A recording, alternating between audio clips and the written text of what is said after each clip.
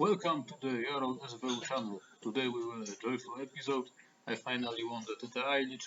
We will discuss my path in this tournament as well as current questions in building a Quira deck. As first I thought about making a white deck about Quira and discussing all details of the deck, but with the growing popularity of Quira, considering the dominance of this archetype in the first set, I think most players know what this archetype is. So to cut the story short, in these colors you can build a mid-range deck with ECL, but currently it is not really controversial that it is better to build a soft control.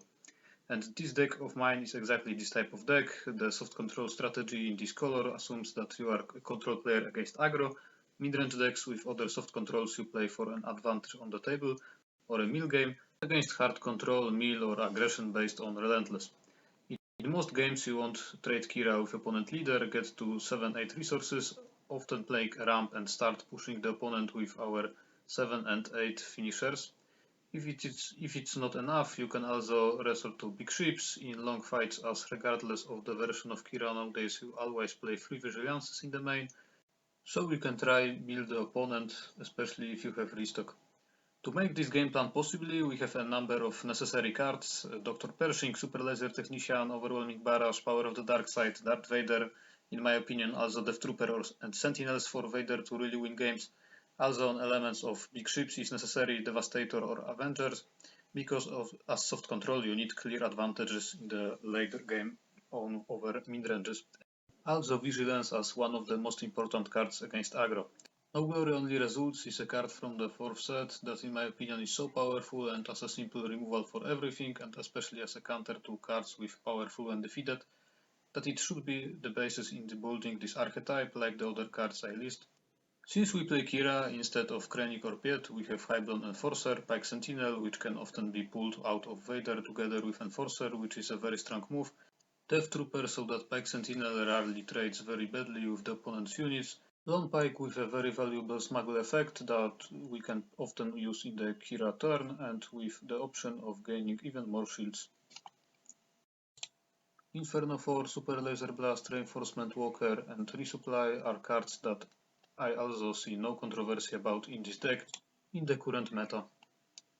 Energy Conversion Lab with each subsequent set, in my opinion, loses its meaning in control decks because there are more and more options in different decks to finish off a base with a small number of HP. It is no longer just for a cause or surprise strike. We also have the popular DLC 4/4 Blaster in almost every yellow deck, Maul which can hit up to 6 in the base almost out of nowhere, various pinks in red, and so on. Playing ECL condemns you to problems with many aggro decks, or sometimes even a situation when some mid-range deck finish you off quickly and you lose a one game. You are more often under pressure and so on. Of course you receive ECL action for this, but in this color there is no unit that really makes an incredible difference with ECL, like Poe for example. Yes, there are a few decent units such as Gideon Husk, but in the realities of the 4th set they do not do enough. Data Vault in the 4th set in Quira, surprisingly for me, playing Data Vault in Quira became accepted. Why did this surprise me? Well, it seems to me that we have a consensus in the community that Data Vault is generally a great base for decks that don't need any specific cards very much, and by adding 10 we have free HP and more time against hard control. My train of thought was that since in the green hand most still play 30 to find resupply as key card more often, in Quira the barrage itself is powerful enough to not play Data Vault. However, the trend of playing Quira with Data Vault from the US has made its way to Europe and has become permanent. That is why I will present a whole range of arguments for 30 and against Data Vault in Quira. First of all, Overwhelming Barrage in this deck is extremely powerful. Quira's turn makes it about twice as powerful because the entire table is half damage.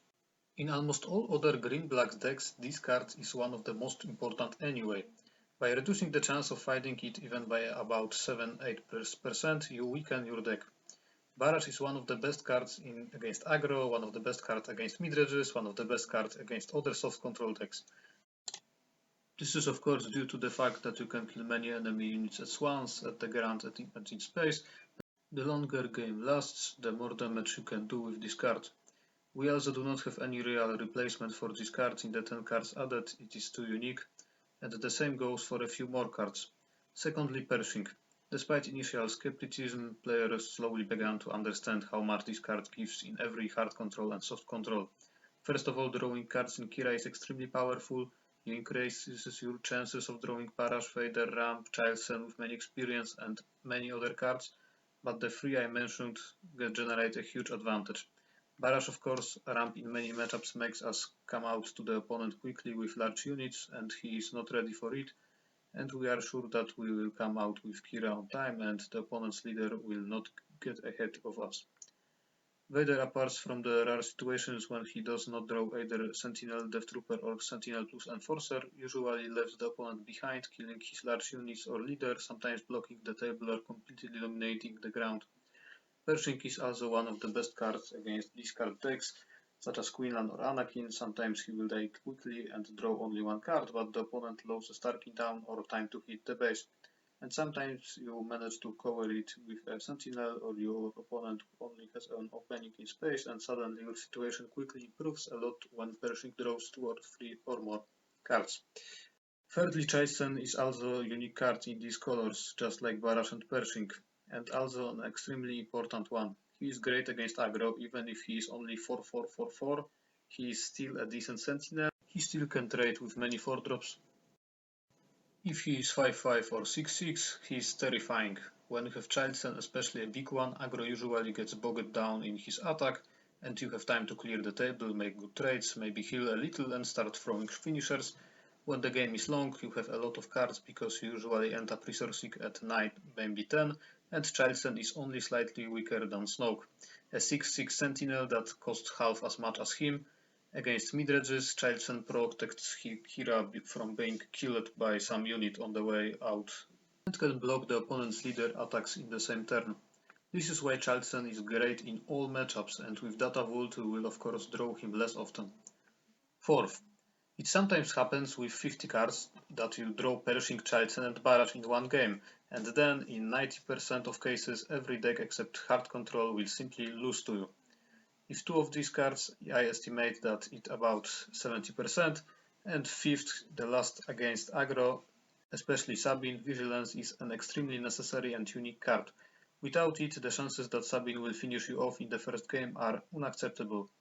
However, this point is probably the weakest of these 5, because Data Vault gives 3 more HP, so maybe you will actually draw in the end and the game will extend enough to win. Any extensions in long tournaments are disadvantageous for Quira because you have many long games to play and you have been too tired when you have to play the last decisive matches. So this is small argument against Data Vault. Last, sixth, and probably the most important argument for me is that Quira Data Vault became the third, maybe second deck in the meta, when in my numerous test, Quira with 30 points should be the first deck in the meta thanks to good matchups against all of its main decks. Precisely positive matchup, not every matchup is extremely good. The situation in which Quira Data Vault does not take the first position in the meta confirms my belief that my previous arguments are correct. I do not think that the fact that people to Reichmond and Lille more often brought Sabine, Quinlan or sometimes even some other decks and players fatigues with long games is a strong enough explanation. A few dozen% of the meta should be enough to win some tournament if it is the best deck. Yeah, Quira Data Vault is a strong deck, but in my opinion version of 30 is slightly better. This situation reminds me situation Boba ECL versus Boba Green 30 HP base in set 2. So to sum up, this is my main arguments against Data Vault in Quira. Lower times Barash, lower times Pershing, lower times Childsen, lower times all 3 or 2 from those cards. Vigilance against aggro, more tired in long tournaments. And last one, the most important one, maybe this difference is like Boba ECL and Boba Green, but until Quira Data Vault it won't become the best deck. The difference is significant. Moving on, although it seems downright strange to me, Childsen in this deck can be controversial because we opted for ATRT. Is ATRT more consistent than Childsen only against discard decks? But yes. It is even close to Childsen level? Definitely not. Childsen has too much potential to win games on aggro, play an important role even in late game and create powerful turns of Quira. Deploy even when you don't have Barash or Vigilance. Of course, ATRT can sometimes benefit from getting a shield from Quira's ability, but the same applies to Childsen, so in my opinion the choice is simple, unless you need a lot of green cards. Now let's move on to the choices between the individual cards that I made in this deck and which can be really controversial. Of course they can change with the meta or next sets. Rival's Fall against Fel the Dragon. Rival's Fall is a removal that gives you much more possibilities than Fel the Dragon, but the practical reason for choosing Rival's Fall was the fear that sometimes if we don't draw Barrage and the opponent plays around Power of the Dark Side, we can quickly lose a game when some pilot leader goes out to some dangerous ship. By the way, this card is also helpful in killing Palpatine and all potentially problematic leaders. Sometimes it happened that after going out Quira, opponent kills her with something, and then next to Vader, Barrage, Dooku, sometimes Power or Vigilance, it is our next option to respond to the opponent with the same. Fel the Dragon, in exchange for a more limited number of targets, is cheaper by 2 resources. Playing this deck, I almost never have situation in which I would prefer this card over Rival's Fall, because this deck has wide options from the first turn. We play 11 turn 1 drops and 11 turn 2 drops, even if we don't ramp in the second turn. Opening the way to play for 5, there is still Childsen, and sometimes you can keep Long Pipe in your hand instead of throwing it into resource as usual. So we rarely need this card very early. In this later stage of the game, paying 2 resources difference also rarely makes a difference, especially against decks with these cards that are common in the meta, because we usually can't play many cards there in one turn for obvious reason. Corvus against Devastating Gunship.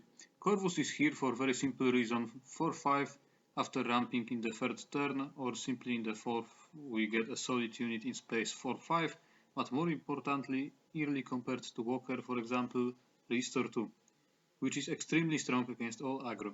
Against Sabine, this card often becomes a finisher in my one-man leash, about which a separate episode will be created.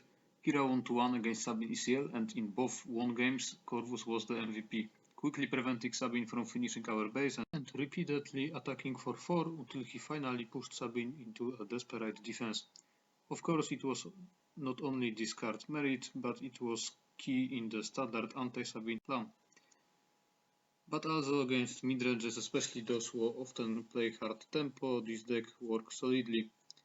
So Restore does not matter only against control, but currently neither light nor heavy control takes up most of the meta. Stating gunship statistics do not convince me. 3-5 possibly later converted to 5-3 with shield is no answer to aggro, but only decent statistics. Played it is situational. Of course, the fact that this ship has one played at all is an advantage, but it makes sense almost only on the turn of Quira deploy when you want to play Childsen or Barrage. Even then, killing a unit with 4 HP is a solid but not game-winning move. Dooku versus Maul. I played Maul the entire first set and I thought that throwing Dooku would significantly weaken the deck. In the fourth set I put him for his ability to kill units also in space, and I quickly realized that I was wrong. First of all, it's only one card, but often very importantly a blue card for Childsen. Apart from that, the main advantage of Maul is killing units with 7 HP, and we can achieve this by we play with Quira or Vader with Death Trooper. We play 3 copies of both of these cards. When it comes to finishing off leaders after Quira deploy, most leaders in the game already have a maximum of 4 HP. Other units can also usually be easily removed. Sometimes the inability to immediately kill a Wrecker or Poe can be problematic, but for that we have 5 single removal or Vader, so in practice it is a very rare problem. Walker against Snoke. We play both of these cards in the deck, but Snoke in the 2 copies and Walker in 1. In this case, exceptionally, I think that Walker is better than Snoke. Walker wins games a bit more often because he is better against Sabine and against blue hero decks. Snoke is better against token-based decks or decks that play phantoms. In the rest they have a similar strength. However, Snoke is blue for Childsen, and against Sabine after the sideboard when we already have a lot of healing, he can be even better than Walker. Devastator against Avenger. I know that some people play both, but in a 50 card deck 2 big ships are enough for us, and I prefer to be sure which one I can draw. And generally at this point consistency is the main argument for Devastator over Avenger for me. You have a guaranteed kill of the strongest unit of the opponent from one played. You have a sentinel that many decks have no way to quickly kill, and then space is completely blocked, so in this dangerous direction you have peace. Avenger simply every turn removes the weakest unit of the opponent. Sometimes it is a very strong ability, but usually in the 4th set almost all decks have different options of playing around this effect, so as a finisher in my opinion Devastator is better. However, we can argue that Avenger is blue and cheaper. At the moment we have enough blue cards. If we start to run out of, then we can start thinking about a change. The price don't really matter because we only play one blast and our plan is focused on finishers for 7 and 8, and if they can't do it in this deck, it doesn't matter if you come out with a big ship on 9 or 10. Okay, so now you know the theoretical foundations of this deck's success. Before we get to how this particular path went, a few words about TTI games. The TTI Lich has been operating for a very long time, since the beginning of the game. A lot of top players have passed through there, who are now partly winning more live tournaments and partly both with playing in the Lich. I could list them here for a long time, some of them will still appear in this film. A spectacular example of this still high eliteness of the TTI Lich is the fact that both finalists of the first sector qualifier, Beton and Devastator, play regularly in TTI, and both in this top cut were already eliminated in the top 16. As we can see, Devastator even lost here the Django Mirror, who had win a lot on his way to victory in Milan. So what is the significance of TTI? It is basically a kind of a World Championship or World Cup that takes place every month. These tournaments take most global as well at the moment. The Lich format still assumes that the best 16 after their 8 qualification matches and possibly collection of weekly points by playing subsequent games play top cut. Matches in the main phase can be played with any deck, and in the top cut of course only with the chosen deck. In the main phase I played the first 5 games with yellow Sabine, but since it was an early Django meta, it quickly turned out that my situation was bad. My balance was 2-3, and I decided that I had no prospects for the only result that would give me a fairly certain advancement, 5-3, with yellow Sabine in this situation. So I decided that I simply had to take my strongest deck. I won the first match 2-0 with yellow Kazuda. Mono-yellow aggro decks have very little chance against Quira. I was very worried about the second one because my opponent was Afra Blue, hard control. It was my first clash with hard control without relentlesses and with 2 restocks in the sideboard. Luckily for me, the opponent, as he himself admits, made a mistake in the first game, and with the help of 3 Vigilances I finally managed to get all the dangerous cards of the opponent, and during the game I also made sure that he had more damage on the base. In the second game 2 restocks helped a lot, and I finally won 2-0. The last opponent to defeat was Han1 Green. Chewbacca on Legendary Falcon in second round started to quickly cause me damage, and I did not have a ramp to quickly take him out with Barrage or No Glory. I blocked the ground with Child Sense, so the Han, the leader, would not deal any damage to me, and I start racing. On 5 resources I took out Falcon with Barrage, and thanks to it and Quira deploy, I finally get advantage in race. Han had no reason to go out because Child Sense had 7-7 with Barrage. Soon I finished off the opponent, and the second game was already successful, unusual in this matchup. After reaching 5-3 I played 2 more games. One I won 2-1 with Look Data Vault, and the other I lost 0-2 with Piet Thermal Oscillator. This matchup is difficult, especially when the opponent plays with 45 card base, and in addition I made significant mistakes in both games. Let's move on to the top 16. My opponent didn't send the list on time, and initially the game was walkover. However, before the top 16 ended, he managed to write to me and the organizer, so we played. He played IG Yellow. This player has a lot of experience with this deck. I remember playing with him in the second set and he already playing IG Yellow.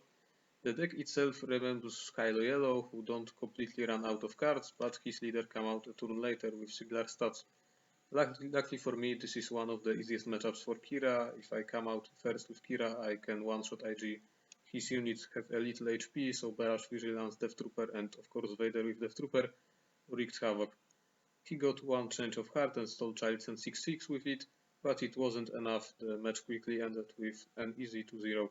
This was my last match in this season of Top Cut, which no one had to broadcast, so we won't find it, but the other 3 are on the TTI channel. In the quarterfinals I meet Luke on Data Vault, controlled by the same player as in the regular phase.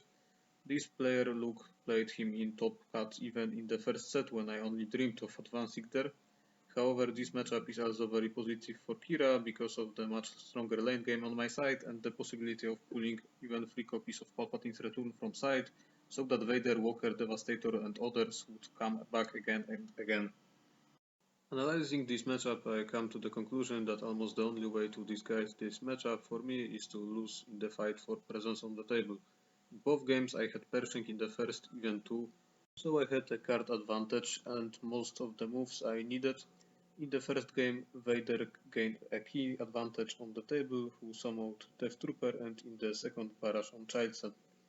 In the semifinals, I came across Cat Green. The matchup was still positive, but with more traps than Luke. Apart from the table advantage, Maul and 6 overwhelm with the possibility of redirecting damage from Maul to almost every other unit in this deck, the possibility of disrupting the plan by Bazin, who opponent plays 3 copies. But fortunately for me, he didn't play Waylays, so after reaching some finisher for 8, the game should be won if I don't have a lot on the base. In the first game, it more or less worked out.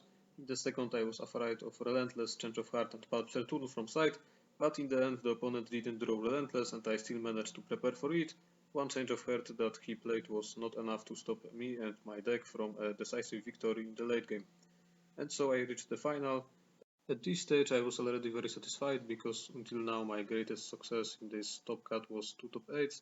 I also remember that many great players either never reached this final or reached it but never won it, but of course I decided that despite my distance I had to do everything in my power to win. After thinking about it, I decided that I had to side 3 top targets, resupply and put down Devastator's Blast and 1 Rival's Fall. Apart from that, the strategy as usual assumes surviving to 7-8 resources and countering Sabine as quickly as possible and avoiding death from Forkos or other Sabine finishers. And basically this strategy simply worked. I played against Dylan and his green Sabine a month ago in the Leech and won 2-0. The previous set I lost 2-0, although there were a lot of minor mistakes. On Karabast I have 85% wins against Sabine, but all but one of those wins had a common point in the form of having turn 1 play and often ramp. In the first game on the final I did not have either one in time. Instead I had to make a desperate defense with 2 powers of the dark side in a row. After cover Kira's turn with Childson, the situation could have stabilized, but I lacked 1 damage to clear the table with Barrage on turn 5. Dylan hit Sabine with Lieutenant to 18 and took the initiative with a punch, then killed Quira when played Wrecker. Vigilance slowed him down a bit more, but Snoke on 8 resources wasn't a good move when after spending all the resources Dylan could freely attack with Wrecker, ping Sabine and play more units. Due to the lack of further good moves, Snoke had to hit Wrecker with make him an easy target. After killing him, Dylan simply pinged and played more and I didn't have any moves that could save me from taking damage on the base. The second game looked better, Hybrid Enforcer and Resupply. However, Dylan used ECL Fighters for Freedom to quickly gain an advantage on table. Even Quira deploy thanks to ramp in the third turn was quickly countered by him sacrificing 1 unit from ground with Rebel Assault. My only move was to kill A-Wing No Glory, which was highly suboptimal, but there was no other option. On 6 resources I deployed Childson and gave top target to Dodonna. In the next turn Vader killed him and healing the base to 10. Restored hope, especially when Vader was joined by a Sentinel and an Enforcer. More Vaders and Vigilance finally proved to me the winner in the second game, when I had already pushed the base to 20, playing Snoke ended the game. In the third game I had the much praised Pershing, Childson Barrage line, but again it seemed that even that would not help exceptionally because Chewbacca got into A-Wing in the second turn and Sabine came out with a Darksaber and killed Childson.